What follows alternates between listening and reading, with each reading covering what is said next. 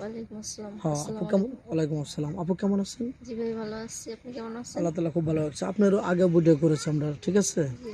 আপনাকে সাড়া পেয়েছেন? জি ভাই। এখনো সাড়া পান নাই? না। আপনি কি আমাদেরকে দায়ী করেন না আপনার ভাগ্যকে দায়ী করেন? ভাগ। আপনার ভাগ্যকে দায়ী করেন। জি। আপনি কি ধরনের স্বামী চাচ্ছেন যে এখনো সাড়া পাচ্ছেন না?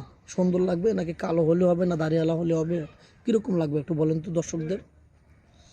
ভাইয়া সুন্দরের দরকার নাই, ছেলে মানুষ তো শুধু অসুন্দর কর্মঠ হলেও হলে হবে আর সমস্যা আপনাকে নেই। ভালোবাসা দিলে হবে আমার নাকি? ভালোবাসা দিলেই আর কি, সবকিছুর খেয়াল যাতে রাখে সেরকম একটা ছেলে দরকার। আপনাকে স্ত্রী হিসেবে যেন গ্রহণ করে আপনার দায়িত্বটা পালন হ্যাঁ হ্যাঁ, করতে পারে। দায়িত্ব সেরকম ভাবে সত্যি বলছেন তো? জি ভাই। ও আচ্ছা আচ্ছা।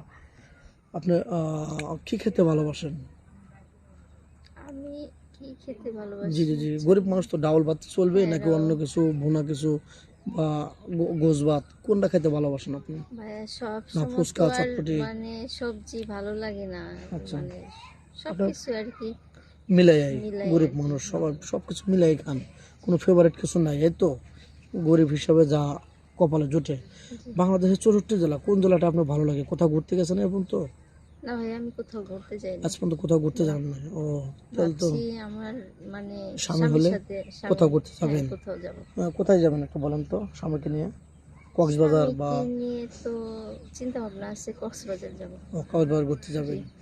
আচ্ছা, আপনাকে যদি কোনো ভালো মানুষ বিয়ে করে, দাড়িওয়ালা মানুষ বিয়ে শাদী করে, তা আপনাকে যদি 5 ওয়াক্ত নামাজ পড়তে বলে বা আপনাকে বোরকা পরে চলতে বলে, আপনার কি কোনো আপত্তি থাকবে? না ভাই, আমার কোনো আপত্তি নেই। আপনার কোনো সমস্যা নেই না? না। ও আচ্ছা আচ্ছা, বুঝতে পারছি। তো যাই হোক, কোনো প্রবাসী ভাই আপনার তার একটা ওয়াইফ আছে, সে শারীরিক সুখ দিতে পারে না, বাবা সুস্থ, ওরকম ম্যান হলে কি আপনি বিয়ে শাদী করবেন? কেমন ভাই? মানে তারও একটা ওয়াইফ আছে কিন্তু তার টাকা পয়সা আছে, দুই বউকে চালাতে পারবে, তাহলে কি চলবে? বোনের মতো জি চলতে ভাই, পারবেন না হ্যাঁ ঝগড়া করবেন, চলবে। চুল ধরাধরি করবেন? চলবে। চলবে? জি।